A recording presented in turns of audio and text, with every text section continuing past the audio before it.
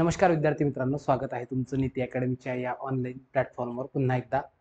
आणि आपण काय करतोय संपूर्ण चालू घडामोडीची एक सिरीज चालवतोय, ज्यामध्ये राजकीय घडामोडी बघतोय 2024 जानेवारी ते मार्च 2025, म्हणजे जवळपास आपण एकूणात 15 महिन्याच्या चालू घडामोडी बघतोय.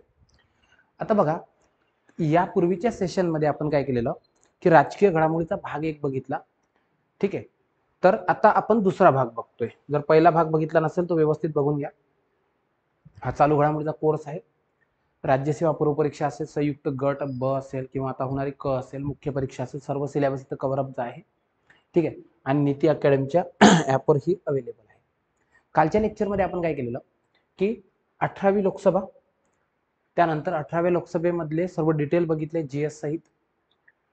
त्यानंतर राष्ट्रीय पक्ष कोणते होते, त्यानंतर लोकसभेची रचना कशी होती, लोकसभेत प्रतिनिधित्व कशा प्रकारे आहे, त्यानंतर मोदी सरकारचा शपथविधी बघितला. ठीक आहे, त्यानंतर सर्वोच्च न्यायालय 75 वर्ष. आता एक लक्षात घ्यायचं, काल एक मुद्दा सांगितला होता मी तुम्हाला की महिला ज्या आहे ह्या लोकसभेत 74 निवडून आल्या, तर त्याचं उत्तर द्यायचं 75. कारण काय झालंय, राहुल गांधी 2 जागेवर निवडून आले होते आणि त्यांच्या वायनाड मतदारसंघाची जागा त्यांनी खाली केली राजीनामा देऊन, आणि तिथं त्यांच्या भगिनी त्या म्हणजे प्रियंका गांधी या निवडून आल्या, म्हणून 75 महिला असतील. ओके झाले. त्यानंतर पुढे बघितलं आपण नवीन ध्वज सर्वोच्च न्यायालयाचा.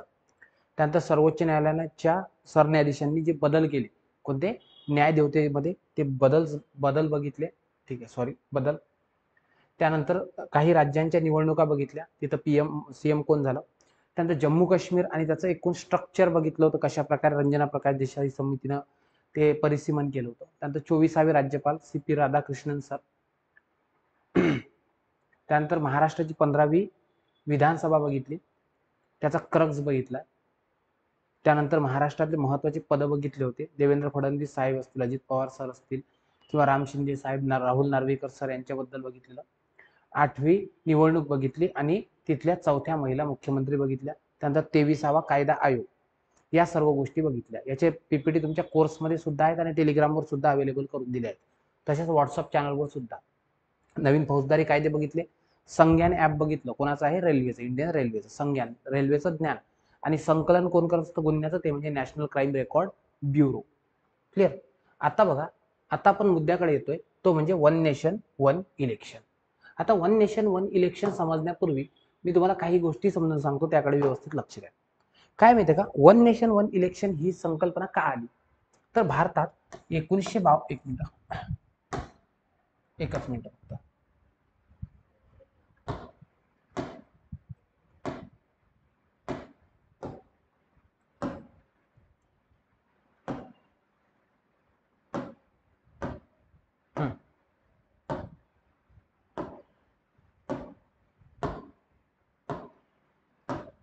बघा, भारतात काय झालंय, लोकसभा आहे, एक सभागृह आहे ज्याचं नाव आहे लोकसभा, आणि विधानसभा, हे जे 2 सभागृह आहेत, या सभागृहाच्या निवडणुका पूर्वी सोबत सोबत व्हायच्या. म्हणजे बघा की 1952 ची निवडणूक लोकसभेची, त्याच्यासोबतच राज्याच्या निवडणुका व्हायच्या सर्व राज्याच्या.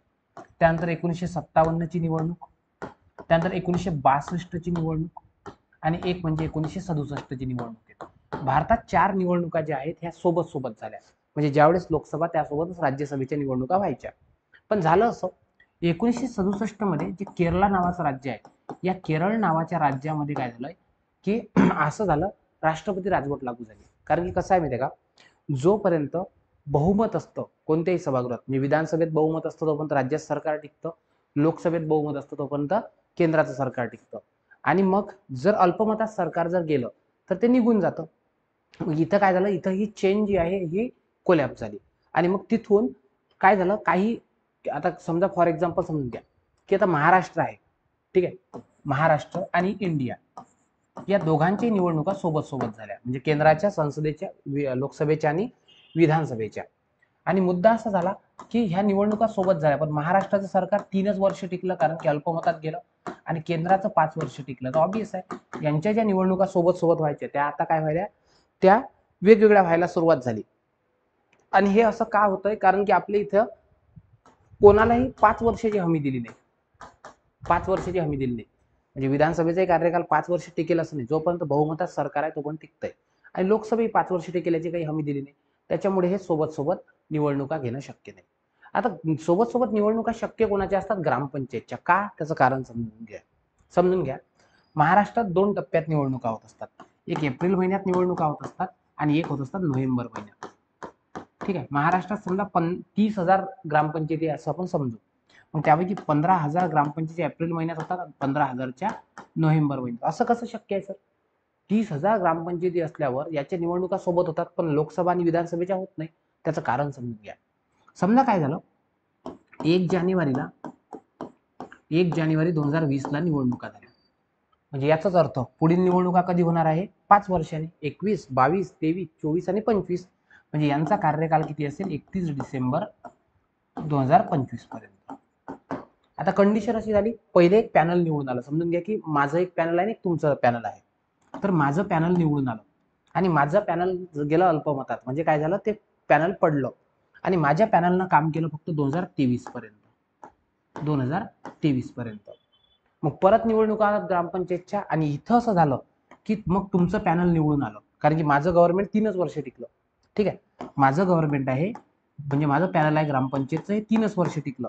तर याचा अर्थ असा आहे की तुम्ही जेव्हा निवडून याल तर तुम्हाला पूर्ण 5 वर्ष मिळत नाहीत, तर तुम्हाला मिळतात उर्वरित कालावधी. आणि जर कालावधी उर्वरित मिळत असेल तर ऑब्वियस आहे निवडणुका सोबत होतील. आलं का? पण लोकसभेत आणि विधानसभेत असं असतं का? नाही. लोकसभा आणि विधानसभेचं कसं असतं? फॉर एक्झाम्पल यांच्या निवडणुका सोबत झाल्या 1 जानेवारी 2020ला, म्हणजे यांचा कालावधी किती असणार आहे? 2025 पर्यंत.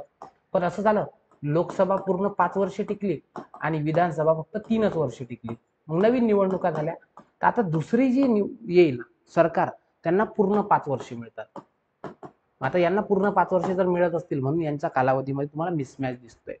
या दृष्टीनं भारतात एक समिती गठीत करण्यात आली होती, ज्या समितीचं नाव होतं रामनाथ कोविंद समिती. तर बघा, भारतात 1 नेशन 1 इलेक्शनसाठी, ठीक आहे, मुद्द्यावर येतोय, मूळ मुद्द्यावर. बघा काय म्हणतोय, भारतामध्ये 1 नेशन 1 इलेक्शनसाठी, ठीक आहे, एक देश एक निवडणुकीसाठी एक समिती गठीत करण्यात आली होती. भारताचे माजी राष्ट्रपती आणि ज्येष्ठ विधिज्ञ ते म्हणजे कोण? रामनाथ कोविंद सर. आता ही जी समिती गठीत करण्यात आली, तर या समितीची गठन झालं ते म्हणजे 2023 मध्ये, 2 सप्टेंबर 2023ला. आणि अलीकडे म्हणजे मार्च महिन्यात, आता मार्च एंडिंगला अहवाल देत असतात समजून घ्या. मग काय झालं, मार्च एंडिंगला 24च्या मार्च एंडिंगला अहवाल दिला आणि त्यांनी सांगितलं की भारतात निवडणुका घ्यायच्या असतील तर 2 टप्प्यात घ्या. 2 टप्पे कोणते? बघा, सर्वात पहिले लोकसभा आणि विधानसभेची पहिल्या टप्प्यात दोघांचंही निवडणूक घ्या. म्हणजे एकत्र निवडणुका होतील. 2 टप्पे असतील. पहिल्या निवडणुक्यात लोकसभा आणि विधानसभा यांच्या एकत्र निवडणुका होतील आणि हा टप्पा पार पडल्यानंतर लगेच दुसरा टप्पा, आणि पहिला टप्पा पार पडल्यापासून 100 दिवसाच्या आत देशातल्या सर्व स्थानिक स्वराज्य संस्था आहेत यांच्या निवडणुका घेण्यात याव्या. म्हणजे समजलं का? भारतात 2 टप्पे असतील. पहिल्या टप्प्यामध्ये असतील लोकसभा आणि विधानसभेच्या निवडणुका आणि दुसऱ्या टप्प्यामध्ये असतील त्या म्हणजे लोकल बॉडीज, स्थानिक स्वराज्य संस्था. फक्त फरक एवढाच की या दोघांमध्ये हा दुसरा जो टप्पा असेल हा 100 दिवसाच्या आत असला पाहिजे. म्हणून त्यांनी सांगितलं की 2 टप्प्यात निवडणुका घ्या. पहिल्या टप्प्यात लोकसभा आणि विधानसभेच्या सोबत आणि दुसरा टप्पा 100 दिवसाच्या स्थानिक स्वराज्य संस्थेच्या निवडणुका सोबत घ्या. आणि सर्वात महत्त्वाचं सांगितलं की सर्व विधानसभांचा कार्यकाळ हा 2029 पर्यंत वाढवा. हे 29 करा. 29 पर्यंत का वाढवा? कारण की 29 मध्ये, आता 24ला निवडणुका झाल्या ना, मला सांगा लोकसभेच्या निवडणुका कधी झाल्या? या वर्षी झाल्या 24ला. मग लोकसभेचा कालावधी किती असेल? 2029. मग मला सांगा, एखादं राज्य असेल, समजा आपण एखादं राज्य घेऊ ज्याचं नाव आहे बिहार. आता बिहारच्या निवडणुका असं समजून घ्या की त्या झाल्या 2020ला. त्यांचा कालावधी कधी संपेल? 2025ला. आता मला सांगा, जर यांचा कालावधी 2025ला संपत असेल तर सोबत निवडणुका घेणं शक्य आहेत का? तर नाही. मग काय करा, भारतातल्या ज्या सगळ्या विधानसभा आहेत त्यांचा कालावधी 2029 पर्यंत वाढवा. म्हणजे ते एका सोबत येतील आणि सोबत आल्या की मग निवडणुका घेणं शक्य होईल. म्हणजे एखादं गव्हर्नमेंट जर 2025 मध्ये रिटायर्ड होणार असेल तर त्याला किती कालावधी द्या माहिती का? 9 वर्ष, 4 वर्ष एक्स्ट्रा द्या. कशासाठी? सोबत आणण्यासाठी. आलं का लक्षात? सो अशा प्रकारे इथं सांगण्यात आलं. पण याला विरोध केला म्हणजे तो तामिळनाडू. मग म्हणून तुम्हाला विचारलं जाईल, 1 नेशन 1 इलेक्शन या धोरणाविरुद्ध ठराव कोण केला? तामिळनाडूनं. लक्षात घ्यायचं, तामिळनाडू फार चर्चेत आहे. तामिळनाडूनं काय केलं? रुपयाचं चिन्ह सुद्धा बदललं. रुपयाचं चिन्ह आहे ना हे, र, तर त्यांनी असं तमिळमध्ये असं काहीतरी आहे ते, ठीक आहे, ते चिन्ह त्यांच्या बजेटमध्ये आणलं. कळालं? हे तमिळनाडू म्हणून चर्चेत आहे. आणि एक म्हणजे काय, वन नेशन वन इलेक्शन यांना त्यांनी विरोध पण केला आहे. त्यांचं म्हणणं आहे असं नको. क्लिअर? ठीक आहे. आता बघा, जर समजा वन नेशन वन इलेक्शन जर करायचं असेल तर मग यासाठी आपल्याला काय करावं लागेल, यासाठी घटना दुरुस्ती करावी लागेल. का बरं घटना दुरुस्ती? कारण की घटनेत आता सध्या कसं आहे माहिती आहे का, लोकसभेच्या मतदान याद्या वेगळ्या असतात, विधानसभेच्या वेगळ्या असतात, स्थानिक स्वराज्य संस्थांच्या वेगळ्या असतात. नॉर्मली काय राहतं, लोकसभेचीच मतदार यादी ही विधानसभेसाठी वापरतात, ठीक आहे, आणि स्थानिक स्वराज्य संस्थांच्या वेगळ्या असतात, ग्रामपंचायत पंचायत समितीच्या निवडणुकीच्या. पण सरकार आता जर सोबत निवडणुका घेणार असेल तर मतदार यादी सोबत बनवावे लागतील. ठीक आहे. दुसरं, 2029 पर्यंत लोकसभांचा कालावधी वाढवावा लागेल, कारण की संविधानात काय लिहिलं आहे की विधानसभा ह्या 5 वर्ष टिकतील. आता काही काही जणांना 8 वर्ष 9 वर्ष करायचं आहे, तो कालावधी वाढवावा लागेल. त्यानंतर ह्या ज्या सगळ्या गोष्टीसाठी घटना दुरुस्ती करणं आवश्यक आहे.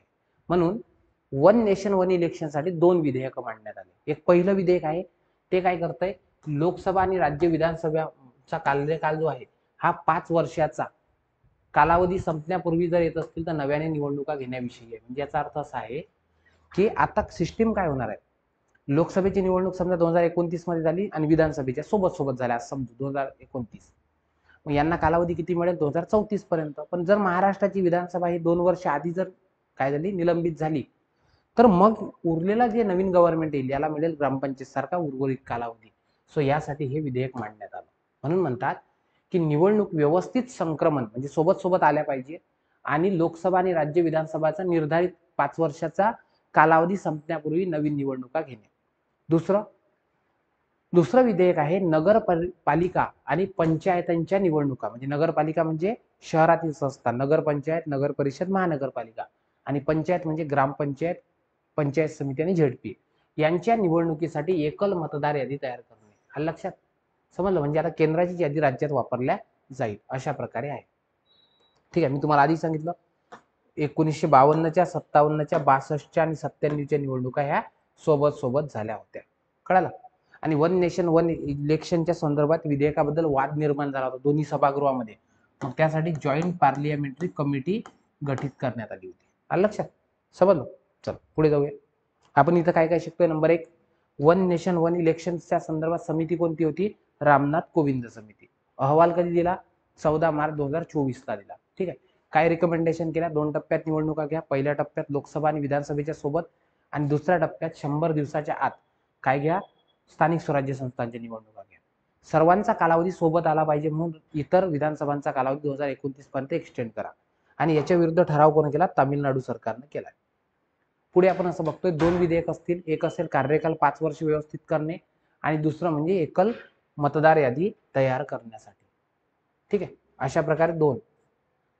आता बघा, वन नेशन वन इलेक्शन या विधेयकाला काय करण्यात आली? मंजुरी देण्यात आली. आणि मंजुरी कधी दिली?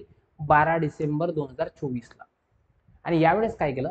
यावेळेस सांगितलं की 2 विधेयक असतील. एक विधेयक आहे लोकसभा आणि विधानसभेच्या निवडणुका सोबत घेणे, आणि यासाठी जे घटना दुरुस्ती विधेयक मांडलं ते आहे 129व घटना दुरुस्ती विधेयक. कारण की तुम्हाला माहिती आहे यापूर्वी 106वी घटना दुरुस्ती झाली आहे नारी शक्ती वंदन अधिनियमाची. ठीक आहे. आणि याचं जे विधेयक होतं ते होतं 128वे विधेयक. कितवं? 128वे विधेयक, नारी शक्ती वंदन अधिनियम. आता ऑब्वियस आहे, नारी शक्ती वंदन अधिनियमचं 128 असेल तर याचं कितवं असेल? 129वं घटना दुरुस्ती विधेयक असेल. आलं लक्षात? आता बघा कोणकोणत्या कलमांमध्ये सुधारणा होणार आहे, कारण की एकदा राज्यसभेला असा प्रश्न विचारला होता.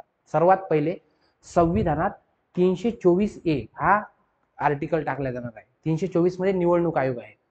तर पंचायत आणि नगरपालिकांच्या एकत्र निवडणुकांसाठी एक नवीन आर्टिकल टाकला जाणार आहे, ते म्हणजे 324A आणि 172 यामध्ये सुधारणा केली जाणार आहे.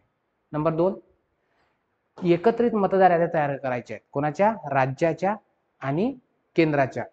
सो त्यासाठी 325 मध्ये बदल होणार आहे. 82A मतदारांचं परिसीमन, 82 मध्ये मतदारांचं परिसीमन आहे मतदारसंघाचं, सो ते 82A आहे. त्यानंतर 83 मध्ये आहे संसदेच्या सभागृहाचा कालावधी. मी तुम्हाला आधी सांगितलं कालावधी चेंज करावा लागणार आहे, सोबत सोबत आले पाहिजे म्हणून ते. आणि 327 काय? विधिमंडळाच्या निवडणुकीच्या संदर्भात संसदेला कायदा करण्याचा अधिकार. सो अशा प्रकारे बदल होणार आहे. कोणकोणत्या कलमामध्ये? 324A नवीन कलम टाकला जाईल, 172 मध्ये बदल होईल, 325 82A नवीन कलम टाकला जाईल, 83 मध्ये आणि 327 मध्ये असं हे विधेयक आहे. आता यासाठी जेपीसी फॉर्म करण्यात आली, कळलं? यासाठी जेपीसी फॉर्म करण्यात आली. त्यानंतर मी तुम्हाला सांगितलं one nation one election, one nation one election यासाठी जे कमिटी गठीत करण्यात आली, रामनाथ कोविंद समिती, या कमिटीत कोण कोण होतं बघून घ्या. नंबर 1 रामनाथ कोविंद हे कोण होते? हे अध्यक्ष होते. त्यानंतर अमितजी शहा होते. त्यानंतर गुलाम नबी आझाद हे राज्यसभेचे काय होते? विरोधी पक्ष नेता. त्यानंतर NK सिंह 15व्या वित्त आयोगाचे अध्यक्ष आणि 3ऱ्या FRBM गटाचे अध्यक्ष. त्यानंतर तुम्हाला दिसते ते म्हणजे सुभाष कश्यप सर, ते म्हणजे हे का कोण होते? लोकसभेचे महासचिव होते, लोकसभेचा सर्वात मोठा प्रशासकीय अधिकारी. त्यानंतर हरीश साळवे सर होते, संजय कोठारी CVC होते, मुख्य दक्षता आयुक्त.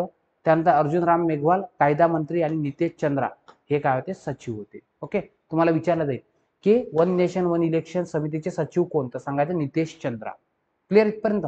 चला, आलं का लक्षात? हे होतं वन नेशन वन इलेक्शन. आता एक लक्षात ठेवायचं, आपल्या देशात नागरिकत्वाच्या संदर्भात तरतुदी केल्या आहेत. आपल्या संविधानाचा भाग 2 आहे, लक्ष द्या. आपल्या संविधानाचा भाग 2, भाग 2चं हेडिंग आहे नागरिकत्व. काय आहे? नागरिकत्व. ओके, आणि यामध्ये आर्टिकल आहे ते म्हणजे 5 ते 11. किती? आर्टिकल 5 ते 11 या दरम्यान काय आहे? या दरम्यान नागरिकत्वाच्या तरतुदी आहे. आणि आर्टिकल 11 काय म्हणतोय समजून घ्या. आर्टिकल 11 असं म्हणतंय की जर नागरिकत्व द्यायचं असेल, म्हणजे कोण भारतात नागरिक असेल कोण नाही, असा कायदा करायचा असेल तर असा कायदा कोण करू शकेल? संसद कायदा करेल. म्हणजे भारतात कोणाला नागरिकत्व द्यायचं, एखाद्याला नागरिकत्व द्यायचं असेल तर काय अटी असल्या पाहिजे, काय शर्ती असल्या पाहिजे, यासाठी संसद कायदा करेल. आणि याला अनुसरून संसदेने कायदा केला, ज्या कायद्याचं नाव आहे नागरिकत्व अधिनियम. नागरिकत्व अधिनियम 1955. व्यवस्थित लक्ष द्या बरं मी काय सांगतोय. ठीक आहे, जीएस पण इथं कव्हर अप करतोय. काय म्हणतं जीएस? असं म्हणतंय की भारतीय संविधानाचं भाग 2 मध्ये नागरिकत्वाच्या तरतुदी आहे आणि आर्टिकल 5 ते 11 दरम्यान नागरिकत्व दिलं आहे. आर्टिकल 11 असं म्हणतंय की भारतात स्वातंत्र्यानंतर कोण नागरिक असेल कोण नसेल याच्या तरतुदी करण्याचा अधिकार संसदेला आहे आणि संसदेनं त्या संदर्भात कायदा केला, ज्या कायद्याचं नाव आहे नागरिकत्व अधिनियम 1955. आता काय असतं, कायद्यामध्ये वेळोवेळी सुधारणा केल्या जातात. मग अलीकडे या 1955च्या कायद्यामध्ये बदल करण्यात आला. बदल म्हणजे चेंजेस केले काही कलमांमध्ये, त्याला म्हणतात सिटिझनशिप अमेंडमेंट ऍक्ट 2019. म्हणजे समजलं का? हा नवीन कायदा नाही, 1955चा जो कायदा आहे याच्यामध्ये बदल करतोय. यालाच म्हणतात काय? नागरिकत्व सुधारणा अधिनियम 2019. सरकारनं हा कायदा कधी केला होता याच्यावर प्रश्न विचारला जाईल. अलीकडे नागरिकत्व कायद्यामध्ये कधी बदल करण्यात आला तर सांगायचं 2019 मध्ये. कधी पारित झालं हे विधेयक तर लक्षात ठेवायचं, मानवी हक्क दिनाला. मानवी हक्क दिन कधी असतो? मानवी हक्क दिन, मानवी हक्क दिन असतो तो म्हणजे 10 डिसेंबरला. ठीक आहे ना. आता नागरिकत्व देणे एखाद्या व्यक्तीला हे नागरिकत्व हे काय मानवी हक्कच आहे. सो 10 डिसेंबर 2019ला हे काय झालं? पास झालं. आलं लक्षात? कुठं? लोकसभेत.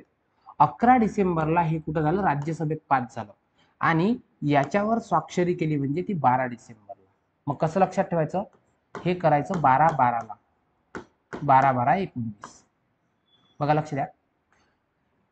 1955च्या नागरिकत्व कायद्यामध्ये अलीकडे 2019 मध्ये सुधारणा करण्यात आली. हे विधेयक लोकसभेत 10 डिसेंबरला मानवी हक्क दिनाला, राज्यसभेत 11 डिसेंबरला आणि राष्ट्रपतीची सही झाली ती म्हणजे 12 डिसेंबरला. ठीक आहे. आणि त्यावेळेस रामनाथ कोविंद सर काय होते? राष्ट्रपती होते.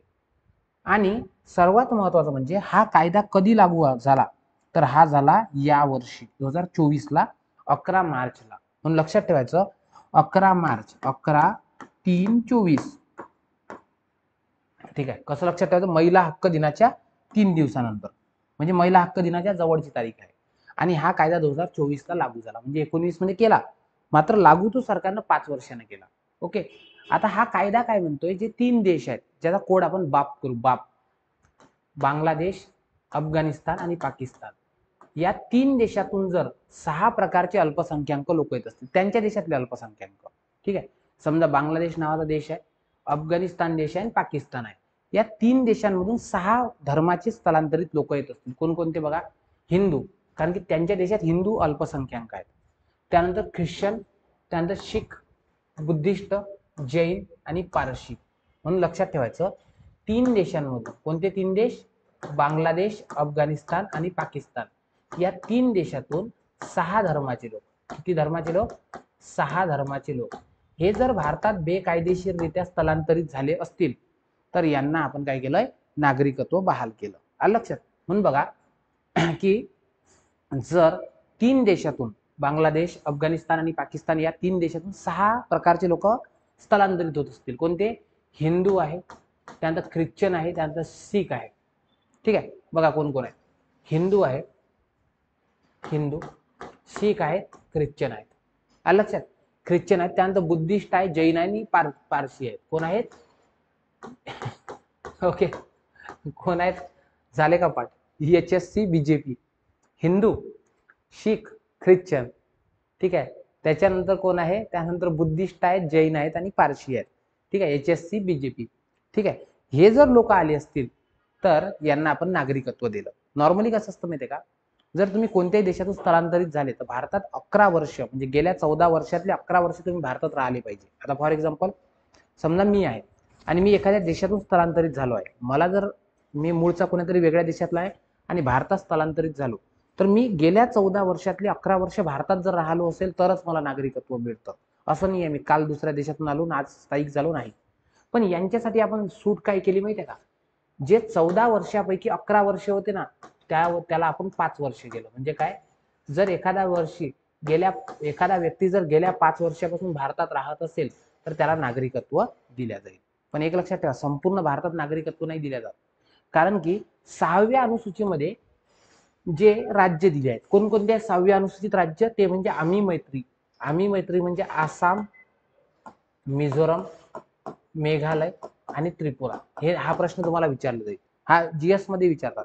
6व्या अनुसूचीमध्ये कोणकोणते राज्य दिले आहेत, काय सांगायचं, आम्ही मैत्री. आम्ही मैत्री म्हणजे आसाम, मिझोरम, मेघालय आणि त्रिपुरा.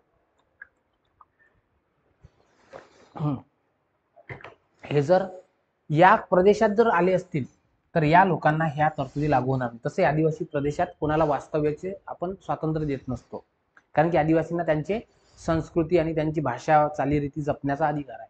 ओके. नंबर 2 ते म्हणजे काय, कार्बी आंग्लॉंग आहे आसाममध्ये, त्यानंतर गारो टेकड्या आहेत मेघालयमध्ये, आणि त्यानंतर चकमा जिल्हा आहे मिझोराममध्ये, आणि त्रिपुरामध्ये जे आदिवासी जिल्हे आहेत इथं हा कायदा लागू होणार नाही. म्हणजे इथं या देशातील या 6 स्थलांतरितांना नागरिकत्व मिळणार नाही.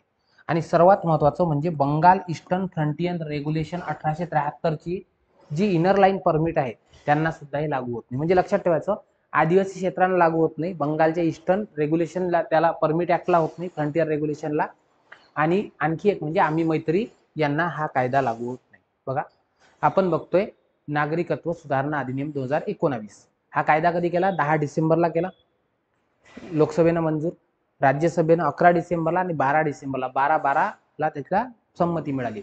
11 मार्च 2024 हा कायदा लागू झाला. हा कायदा बाप, बांगलादेश, अफगाणिस्तान, पाकिस्तान या 3 देशातील 6 स्थलांतरित कोण, HSC, हिंदू, शीख, ख्रिश्चन, BJP, बुद्धिस्ट, जैन आणि पारशी या लोकांना नागरिकत्वाची अट शिथिल करतो. या कायद्यानं काय काय अटी शिथिल केल्या समजून घ्या. या कायद्यानं सांगितलंय की जर अफगाणिस्तान, बांगलादेश आणि पाकिस्तान मधून हिंदू, शीख, बौद्ध, जैन, पारसी, ख्रिश्चन हे लोक जर आले असतील आणि यांच्याकडे कोणतेही कागदपत्र नसतील, म्हणजे 3 देशातून 6 लोक, याला मुस्लिमांनी विरोध केला होता. का, त्यांचं म्हणणं होतं की आम्हाला सुद्धा हा कायदा लागू करा, पण सरकारनं तो लागू केला नाही. तर जर या 3 देशातून हे 6 लोक कागदपत्र नसलेले हे जर भारतात आले तर त्याला आपण नागरिकत्व म्हणून पात्र करतो.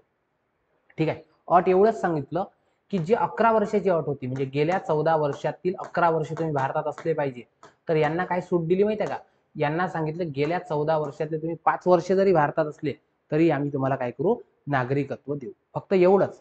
की तुम्ही स्थलांतरण कधी केलं पाहिजे, मोदीजीची सत्ता येण्यापूर्वी, म्हणजे 31 डिसेंबर 2024. मोदीजी कधी निवडून आले, 24 मध्ये.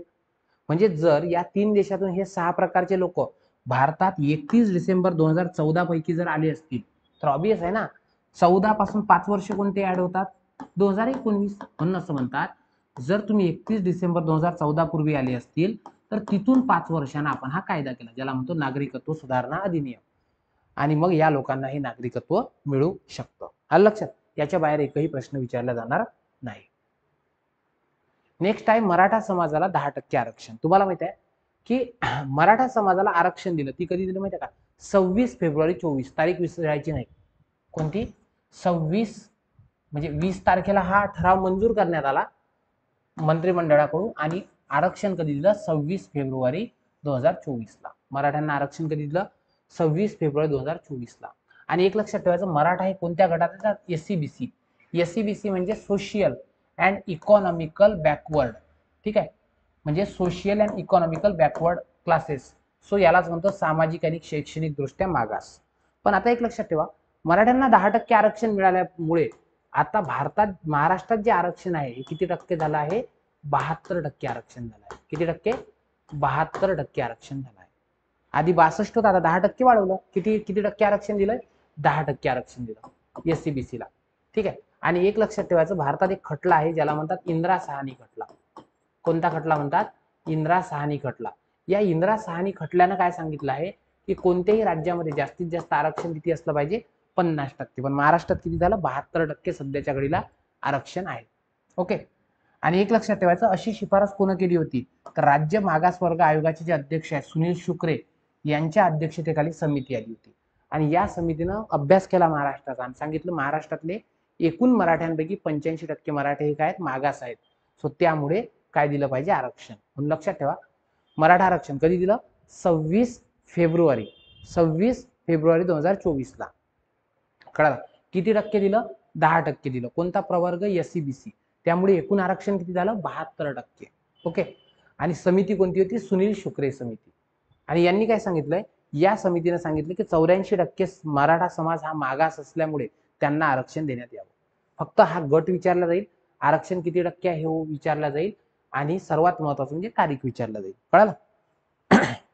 पुढे पुढे आहे लोकपाल. आता एक लक्षात ठेवायचं, आपल्या देशात पंतप्रधान, मंत्री, खासदार, आमदार, केंद्राचे कोणतेही अधिकारी हे जर भ्रष्टाचार करत असतील तर त्यांची चौकशी करून त्यांच्यावर काय करणे, त्यांची चौकशी करणे, त्यांना शिक्षेची शिफारस करणे, यासाठी एक पद आहे ज्याला लोकपाल असं म्हणतात. ऍक्च्युअल मध्ये हे जे पद आहे स्वीडिश एम्बुसमेंट पदावरून घेतलं आहे. स्वीडनमध्ये घटनात्मक अधिकारी आहे, म्हणजे स्वीडनच्या घटनेमध्ये एक अधिकारी दिलाय ज्याचं नाव आहे एम्बुसमेंट. हा एम्बुसमेंट काय करतो माहितीये का, तिथं कोणताही जर अधिकारी, कर्मचारी किंवा मंत्री असेल, आमदार, खासदार असेल, जर भ्रष्टाचार करत असेल तर त्या भ्रष्टाचाराला शिक्षा सुनावण्यासाठी आहे. आणि मग स्वीडनवरून आपण हे पद घेतलंय. ऍक्च्युअल मध्ये लोकपाल हा जो शब्द आहे, हा शब्द अंबुसमेंटला कोण दिला, एल.एम. सिंघवी. एल.एम. सिंघवीचं म्हणणं असं होतं की कोण्या तरी देशातला आपण काय करा, अम्बुसमेंट घेतल्यापेक्षा आपल्या भारतीय वेदांमध्ये जर तुम्ही बघितलं तर भ्रष्टाचार विरोधी अधिकारी होता ज्याचं नाव होतं लोकपाल. म्हणून लोकपाल हा शब्द कोण वापरलाय, तर एल.एम. सिंघवी. एल.एम. सिंघवी म्हणजे लक्ष्मीमल सिंघवी यांनी वापरलाय. लक्षात ठेवायचं, भारतात सर्वात प्रथम, आता हा जो कायदा आहे, ठीक आहे, भारतात लोकपाल जो कायदा आहे, लोकपाल कायदा, लोकपाल आणि लोकायुक्त कायदा हा आहे 2013चा. कधीचा, 2013. आणि हा कायदा लागू कधी झाला, तर हा झाला 16 जानेवारी 2014 ला. पण माहितीये का, लोकपाल कोणीच नियुक्त झालं नव्हतं, आणि सर्वात पहिले 2019 मध्ये लोकपाल नियुक्त झाले, ज्यांचं नाव होतं पिनाकी चंद्र घोष. काय नाव होतं, पिनाकी चंद्र घोष. बघा मी एक मुद्दा सांगतोय, मुद्दा काय काय सांगतोय. नंबर 1, लोकपाल हे पद स्वीडनच्या अंबुसमेंट या पदावरून घेतलं आहे. लोकपाल हा शब्द सर्वप्रथम एल.एम. सिंघवी यांनी वापरला आहे. लोकपाल आणि लोकायुक्ता संदर्भातला कायदा हा 2013चा आहे, जो लागू करण्यात आला 16 जानेवारी 2014 ला. आणि भारतातले सर्वात पहिले लोकपाल ते कोण होते, पिनाकी चंद्र घोष, पी.सी. घोष. मग यांच्या निवृत्तीनंतर, ठीक आहे, मोहंती नावाचे व्यक्ती होते, प्रदीप कुमार मोहंती, त्यांनी त्या पदावर काही दिवस काम केलंय. आणि भारताचे दुसरे लोकपाल म्हणून 2024 मध्ये नियुक्ती झाली, ते म्हणजे एका मराठी माणसाची, ज्यांचं नाव आहे अजय माणिकराव खानविलकर पुण्याचे आहेत. कोण आहे? अजय माणिकराव खानविलकर. पण कितवे आहेत हे दुसरे लोकपाल आहेत. लक्षात ठेवा, कितवे? दुसरे. बघा, न्यायमूर्ती अजय माणिकराव खानविलकर, ठीक आहे, ज्यांचा जन्म 1997 ला झाला आणि हे BCom LLB आहे. यांनी कुठं कुठं काम केलंय? यांनी मुंबई उच्च न्यायालयात काम केलंय. यांनी मध्य प्रदेश आणि हिमाचल प्रदेशमध्ये. मग कसं लक्षात ठेवायचं माहितीये का?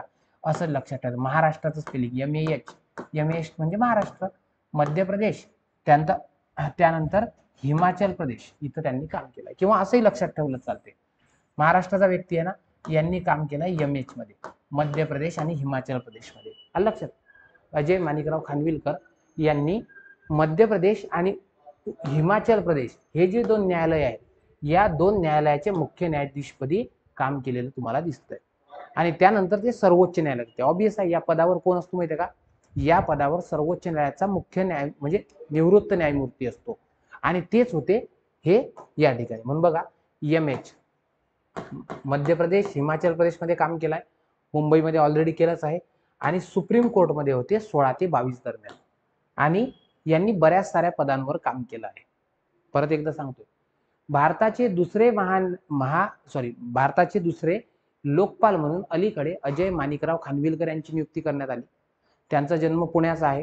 त्यानंतर त्यांनी महाराष्ट्राच्या उच्च न्यायालयात काम केलं आहे, MH म्हणजे मध्य प्रदेश आणि हिमाचल प्रदेशमध्ये काम केलं आहे, आणि सर्वोच्च न्यायालयात ते 16 ते 22 दरम्यान काय होते? त्या पदावर होते. आलं लक्षात? आता बघा, लोकपालाबद्दल ऑलरेडी सांगितलंय. लोकपाल काय करतं? जे सार्वजनिक पदाधिकारी आहेत, म्हणजे कोण? PM, केंद्राचे मंत्री, खासदार, आमदार, ठीक आहे, खासदार केंद्राचेच फक्त, आणि केंद्रीय सर्व्हिस मधले क्लास 1 पासून तर क्लास 4 पर्यंत सगळ्या अधिकाऱ्यांच्या भ्रष्टाचाराच्या आरोपाची चौकशी करतात. कायदा कधीचा आहे? 13चा. लागू कधी झाला? 16 जानेवारी 14ला. पहिले कोण होते? पिनाकी चंद्र घोष. आणि अध्यक्षाचा कालावधी हा 5 वर्ष किंवा 70 वर्ष, जे आधी होईल ते असतं. का बरं? कारण की सर्वोच्च न्यायालयातून रिटायरमेंटचं वय किती आहे? 65 वर्ष. ऑब्वियस आहे ना, 65 वर्षापासून तुम्हाला 5 वर्ष मिळाले पाहिजे, जे की 70 होतात. सो अशा प्रकारे. आता एक लक्षात ठेवायचं, लोकपाल कोण असेल यासाठी एक निवडीची समिती असते. या समितीचे अध्यक्ष पंतप्रधान, त्यानंतर लोकसभेचे अध्यक्ष, त्यानंतर विरोधी पक्षनेता लोकसभेचे, सोबत सरन्यायाधीश किंवा सरन्यायाधीश नसतील तर नामनिर्देशित न्यायाधीश आणि प्रख्यात कायदेतज्ञ, या 5 लोकांची कमिटी असते. हे एका व्यक्तीचं नाव निवडतात, जसं की अजय माणिकराव खानविलकरांचं निवडलं, मग तो लोकपाल बनतो. ओके. बघा, लोकपाल संस्था कशी आहे? एक अध्यक्ष असतो आणि 8 सदस्य असतात जास्तीत जास्त. या 8 पैकी 50% सदस्य म्हणजे 4 सदस्य हे न्यायिक असावे, न्यायिक म्हणजे न्यायाधीश असावे, आणि 50% लोक जे असतात हे काय असले पाहिजे? हे इतर गैर न्यायिक सदस्य असले पाहिजे, म्हणजे न्यायाधीश नसणारे गैर न्यायिक सदस्य. फक्त अट एकच आहे की या 8 पैकी 4 लोक जे आहेत हे SC, ST, OBC, अल्पसंख्याक आणि महिलांमधून असले पाहिजे. लक्षात? 8 पैकी कोणते? अध्यक्ष काय असले पाहिजे? अध्यक्ष हे माजी सरन्यायाधीश असले पाहिजे किंवा सर्वोच्च न्यायालयाचे माजी न्यायाधीश असले पाहिजे. यांची नियुक्ती कोण करतात? राष्ट्रपती, निवड समितीच्या शिफारसीने. ती निवड समिती आहे. ओके.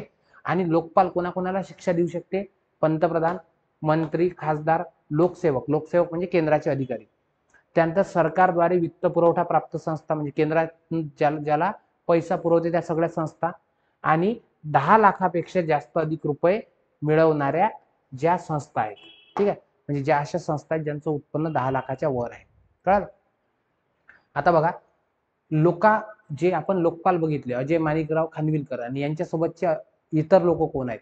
एक आहे ते म्हणजे जस्टिस L नारायण स्वामी, म्हणजे हे न्यायिक सदस्य आहेत. Justice Sanjay Yadav, judicial member, विचारत नाही, ठीक आहे. सुशील चंद्र आहेत. त्यानंतर ऋतुराज अवस्थी, हे कोण होते माहिती आहे का? 22व्या कायदा आयोगाचे अध्यक्ष. त्यानंतर पंकज कुमार आणि अजय तिरके, ठीक आहे. सो असे काही न्यायिक आणि गैर न्यायिक सदस्य आहेत. विचारले जात नाही, फक्त सांगतो. क्लिअर? आता पुढे आहे अनुसूचित जातीमध्ये उपवर्गीकरण करण्याचा अधिकार. आता मुद्दा बघा काय आहे, समजून घ्या. काय झालं माहितीये का? ठीक आहे, की असं झालंय, सर्वोच्च न्यायालयाचं एक खंडपीठ बसतं होतं 7 लोकांचं. म्हणजे जे चंद्रचूड साहेब आहेत ते अध्यक्षस्थानी होते. सरन्यायाधीश कधी अध्यक्षस्थानी असतात. आणि हे 7 न्यायाधीशांनी एक निकाल दिला. खटल्याचं नाव होतं दविंदर सिंग केस. व्यवस्थित लक्षात घ्या. काय झालं? केस चालू होती, ज्या केसचं नाव आहे दविंदर सिंग. पंजाब राज्य विरुद्ध दविंदर सिंग केस. या केसमध्ये 7 न्यायाधीश बसले होते आपल्या सर्वोच्च न्यायालयाचे. 7 न्यायाधीश कोण कोण होते बघा, समजून घ्या. धनंजय चंद्रचूड साहेब, त्यानंतर आता जे नवीन सरन्यायाधीश होतील ते म्हणजे भूषण गवई साहेब आणि ते अमरावती जिल्ह्याचे आहेत. ओके. त्यानंतर विक्रमनाथ, बेला त्रिवेदी, पंकज मित्तल आणि मनोज मिश्रा, ठीक आहे, आणि सतीश चंद्र शर्मा, हे जे आहेत हे 7 सदस्यीय घटनापीठ होतं. कारण की तसंही लक्षात ठेवायचं की सर्वोच्च न्यायालयात जर समजा संविधानाच्या संदर्भातला प्रश्न असला तर त्याच्यात कमीत कमी 5 लोक असतात. ऑब्वियस आहे, संविधानाच्या संदर्भातला प्रश्न आहे 7 लोक होते. आणि मग इथं एक मुद्दा उद्भवला की जसं तुम्हाला माहित असेल ओबीसी कॅटेगरी आहे. ओबीसी मध्ये 2 प्रकारचे लोक येतात. एक येतात ते म्हणजे नॉन क्रिमिलियर, ठीक आहे, आणि एक येतात ते म्हणजे काय अप्पर स्ट्रॅटामध्ये येतात, ते ओपनचं आरक्षण येतं. आता मी तुम्हाला एक उदाहरण समजून सांगतोय, समजून घ्या फक्त. मी कोणाला क्रिटिसाइज किंवा कोणत्या कास्ट बद्दल बोलत नाही. समजून घ्या की एससी आणि एसटी समुदाय आहे. आपण असं समजू एससी मध्ये ठीक आहे 2 कॅटेगरी आहे. एक समजून घेऊ नवबौद्ध, एक समजून घेऊ महार, एससी मध्ये सांगतोय महार, आणि एक सांगू ते म्हणजे काय मातंग. आता मी महाराष्ट्रातली आकडेवारी सांगतो. मी परत एकदा सांगतोय, मी कोणत्या कास्ट बद्दल बोलत नाही, मी कोणत्या कास्टला क्रिटिसाइजही करत नाही किंवा मी या आरक्षणाला विरोधही करत नाही, मी सपोर्टही करत नाही. माझं शिकवणं काम आहे, मी फक्त शिकवतोय, ठीक आहे. मग तो एक्झाम्पल सांगतोय की एससी कॅटेगरी आहे, एससी मध्ये नवबौद्ध, महार आणि मातंग आहेत. आता असं समजू आपण की या एससी ला जे आरक्षण आहे समजा 15% आरक्षण आहे. आता एससी पैकी यापैकी असं समजू की हे जे आरक्षण आहे हे आरक्षण फक्त याचा लाभ समजा नवबौद्धांनाच मिळाला, ठीक आहे. म्हणजे एक एससी मधली पर्टिक्युलर कमिटी आहे कम्युनिटी, तोच आरक्षणाचा लाभ घेत आहे आणि या दृष्ट्या महारांना आणि मातंगांना लाभ मिळाला नाही. म्हणजे आरक्षण सर्वांसाठी आहे पण एक पर्टिक्युलर कम्युनिटीच काय घेतोय, लाभ घेतोय. जर असा उद्भवला असेल तर यावेळेस सांगितलं काय करा, तुम्ही अनुसूचित जातीमध्ये उपवर्गीकरण करा. उपवर्गीकरण करा म्हणजे काय करा की एससीचं जे 15% आरक्षण आहे यापैकी 7% आरक्षण यांना द्या आणि 8% या दोघांना द्या. कशासाठी? की सर्वांना सोबत आणता आलं पाहिजे, याला म्हणतात उपवर्गीकरण. कळालं? मग बघा केस कोणती होती, दविंदर सिंग केस होती. दविंदर सिंग केस मध्ये 7 सदस्यीय घटनापीठानं 1 ऑगस्टला, आता 1 ऑगस्ट कसं लक्षात ठेवायचं, 1 ऑगस्ट हा या दिवशी टिळकांचा मृत्यू झाला होता आणि असहकार चळवळ चालू झाली होती. मग लक्षात ठेवायचं असहकार चळवळ ज्या दिवशी चालू झाली त्या दिवसाला, ठीक आहे, असहकार चळवळ ज्या दिवशी चालू झाली त्या दिवसाला 1 ऑगस्ट 2024 ला 7 सदस्यीय घटनापीठाने निकाल दिला. ज्याच्या अध्यक्षस्थानी कोण होते, ते होते आपले चंद्रचूड साहेब धनंजय, आणि केस होती दविंदर सिंग. आणि इथं सांगितलंय सर्वोच्च न्यायालयानं काय केलं पाहिजे की सामाजिक आणि शैक्षणिक दृष्ट्या जर एखादा एससी आणि एसटी मध्ये, नॉर्मली एससी मध्ये सांगतोय, एससी मध्ये जर काय असेल मागासलेल्या जाती असतील तर त्यांना आरक्षण द्या, म्हणजे त्याचं उपवर्गीकरण करा. आलं लक्षात? उपवर्गीकरण करा म्हणजे कोट्या अंतर्गत कोटा द्या, 15% ना त्याचं काही टक्के त्यांना द्या, म्हणजे जेणेकरून त्यांचं अपलिफ्टमेंट झालं पाहिजे, ठीक आहे. सो अशा प्रकारे करा हे त्यांनी सांगितलंय. आणि एक लक्षात ठेवायचं, अलीकडे हे जे आरक्षण आहे 1 ऑगस्ट लक्षात ठेवायचं, आणि हा जो मुद्दा आहे या मुद्द्याच्या संदर्भात काही राज्यांनी पावलं उचलले. जसं मी तुम्हाला एक उदाहरण समजून सांगतोय, ठीक आहे. लक्षात घ्या, एक राज्य आहे, ठीक आहे, ज्याचं नाव आहे तेलंगणा. कोणतं राज्य आहे? तेलंगणा. एक मिनिट, मला पेन चेंज करून द्या फक्त, ठीक आहे. एक राज्य आहे ज्याचं नाव आहे तेलंगणा. या तेलंगणानं काय केलं, एक समिती गठीत केली ज्याचं नाव आहे राजीव गौबा समिती. कोणती? राजीव गौबा समिती. ओके.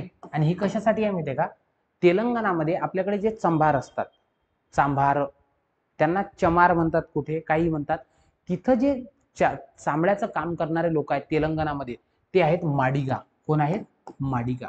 आणि या माडिगांना तेवढ्या मोठ्या प्रमाणात आरक्षण मिळालं नाही, म्हणून माडिगांना आरक्षण देणे म्हणजेच कोणाचं उपवर्गीकरण करणे, एससीचं उपवर्गीकरण करणे. यासाठी कोणती गठीत झाली समिती, ती म्हणजे राजीव गौबा समिती. लक्षात ठेवायचं, राजीव गौबा समिती दोन संदर्भात होत्या यावर्षी. एक होती माडिगा आरक्षण आणि एक होतं राजीव गौबा समिती, ती म्हणजे LGBTQ, ठीक आहे, LGBTQ समुदाय जो आहे, ठीक आहे, लेस्बियन, गे, बायसेक्सुअल, ट्रान्सजेंडर, क्वेअर, सो यांच्या समुदायाच्या प्रश्नासाठी सुद्धा काय होतं, एक तुम्हाला राजीव गौबा समिती दिसतोय. ठीक आहे. त्यानंतर दुसरं म्हणजे पंजाब आणि हरियाणा जे आहे, मोस्टली पंजाब, ठीक आहे, पंजाब आणि एक हरियाणा, सो यांच्या राज्यात एससीचं उपवर्गीकरण करण्यासाठी एक समिती होती, ज्याचं नाव होतं भल्ला समिती. कोणती? भल्ला समिती. म्हणून लक्षात ठेवायचं, इथं भल्ला समिती आणि ही म्हणजे राजीव गौबा समिती. माडिगांना आरक्षण आणि दिलंय पण. ठीक आहे. सो अशा प्रकारे हे तुम्हाला दिसतंय. महाराष्ट्रात सुद्धा असं करू असं सरकारनं घोषणा केली आहे. आलं लक्षात? त्यानंतर पुढची न्यूज आहे ते म्हणजे भारताचे 51वे सरन्यायाधीश. तुम्हाला माहित आहे भारतीय संविधानामध्ये जो भाग 5 आहे, किती? भाग 5. या भाग 5चं हेडिंग आहे संघराज्य आणि यामध्ये आर्टिकल आहे 124 ते जवळपास 147 पर्यंत कशाच्या तरतुदी आहेत? त्या म्हणजे सर्वोच्च न्यायालयाच्या तरतुदी आहेत. ठीक आहे. आणि बघा लक्षात द्या, मागच्या वेळेस मी भाग 5 प्रकरण 5 म्हटलं होतं, नाही, भाग 5 प्रकरण 4.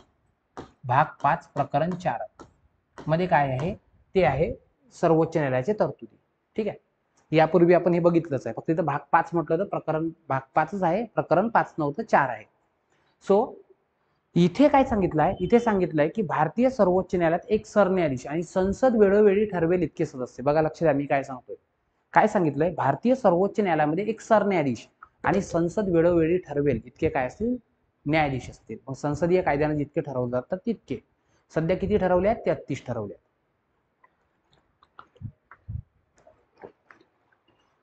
ठीक आहे. आणि भारताचे जे 51वे सरन्यायाधीश आहे, कारण की चंद्रचूड साहेबांचा काय झाला? रिटायरमेंट झालं. आणि भारताचे 51वे सरन्यायाधीश झाले ते झाले संजीव खन्ना. यांची हिस्ट्री फार मोठी आहे. यांचे वडील जे होते हे दिल्लीच्या हायकोर्टचे मुख्य न्यायमूर्ती, यांचे काका हे सर्वोच्च न्यायालयाचे न्यायाधीश होते, अशी व्यक्ती.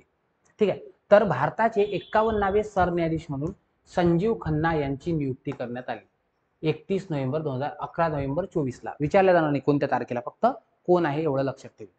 मग हे कोणाच्या जागी आले? तर यांनी न्यायमूर्ती धनंजय चंद्रचूड साहेबांची जागा घेतली. ठीक आहे. आणि वयाच्या कितव्या वर्षी हे होत असतात? रिटायर, ते म्हणजे 65व्या वर्षी. आणि आता मे महिन्यात, ठीक आहे, मे महिन्यात यांचं रिटायरमेंट होईल. आणि यांच्यानंतर 52वे जे होतील त्यांचं नाव काय आहे? त्यांचं नाव आहे भूषण गवई. भूषण गवई. ठीक आहे. मी मूळचा अमरावती जिल्ह्यात आहे आणि अमरावती जिल्ह्यामध्ये आमचा तालुका आहे दर्यापूर तालुका. त्या दर्यापूर तालुक्यातलं यांचं एक छोटंसं गाव आहे. ठीक आहे. जे म्हणजे दारापूर नावाचं गाव आहे, तिथले आहेत ते. ठीक आहे. म्हणजे माझ्या गावाजवळून 12 किलोमीटर गाव आहे, तिथले आहेत. ठीक आहे. सो यांचे वडील जे होते म्हणजे भूषण गवई सरांचे, ते होते दादासाहेब गवई आणि ते बिहारचे राज्यपाल सुद्धा राहिले, सक्रिय होते. ठीक आहे. आलं लक्षात? सो 52वे जे होतील ते होते भूषण गवई. आणि चान्सेस असे आहेत की भारतात 2027 मध्ये महिला सरन्यायाधीश होईल. आतापर्यंत एकही महिला सरन्यायाधीश झाली नाही, पण 2027 मध्ये महिला सरन्यायाधीश होतील, ज्यांचं नाव आहे नागरत्ना. नागरत्ना ह्या पहिल्या महिला सरन्यायाधीश बनतील, कारण की आतापर्यंत एकही महिला सरन्यायाधीश बनलेल्या नाहीत. कळालं? बघा, भारताचे 51वे सरन्यायाधीश कोण बनले? संजीव खन्ना. ठीक आहे. त्यानंतर न्यायमूर्ती धनंजय चंद्रचूड यांची त्यांनी जागा घेतली. ठीक आहे. आणि 65 मध्ये म्हणजे मे महिन्यात ते रिटायर्ड होतील. जन्म कुठला आहे? नवी दिल्ली. मी तुम्हाला सांगितलंय यांनी दिल्ली उच्च न्यायालयातच काम केलं, दिल्लीतून डायरेक्ट सर्वोच्च न्यायालयात गेलं. म्हणजे यांनी दिल्ली सोडलीच नाही. जन्मही दिल्लीचा, उच्च न्यायालय दिल्लीचं आणि सर्वोच्च न्यायालय दिल्लीत. सो या ठिकाणी त्यांनी काम केलंय. ओके. आणि एक लक्षात ठेवायचं, जो सेकंड असतो, आता समजा संजीव खन्ना साहेब हे काय आहे? हे सरन्यायाधीश आहे. तर हा सेकंड जो असतो ना, हा काय असतो? विधी सेवा समिती असतो ना, त्याचा अध्यक्ष असतो कधीही, विधी सेवा समितीचा. ठीक आहे. आणि नालसाचाही अध्यक्ष असतो. तर आता सध्या भूषण गवई सर असतील. कळालं? झालं? हे नालसा, राष्ट्रीय विधी सेवा प्राधिकरण, कोणी असतं, जो सरन्यायाधीश बनतो ना, तो आधीच्या सरन्यायाधीशाच्या काळात काय असतो? नालसाचा कार्यकारी अध्यक्ष असतो. मग लक्षात ठेवायचं, 51वे आहेत आणि यांनी दिल्ली कधीच सोडलं नाही. जन्म दिल्लीचा, उच्च न्यायालय दिल्लीचं आणि सर्वोच्च न्यायालयात मग ते पुढे गेलेत. कळालं? ठीक आहे. हे बघा, सर्वोच्च न्यायालय, थांब रे बाबा, सर्वोच्च न्यायालय, सर्वोच्चाची टॅगलाईन यतो धर्मोस्त तो जय, हा नवीन फ्लॅग बघा. संजीव खन्ना साहेब 51 नावे आहेत, 50वे DY चंद्रचूड साहेब आहेत, 49वे आहेत उदय ललित. आणि लक्षात ठेवायचं उदय ललित सरांचा, उदय उमेश ललित यांचा हे आहे, हे सर्वात कमी कालावधीसाठी होते. म्हणजे यांनी काय केलं माहिती का, 3 महिने काम केलं, 27/8 ते 8/11/22 पर्यंत. याच्यापूर्वी काही लोकांनी कमी दिवसासाठी काम केलं पण सांगतोय अलीकडे.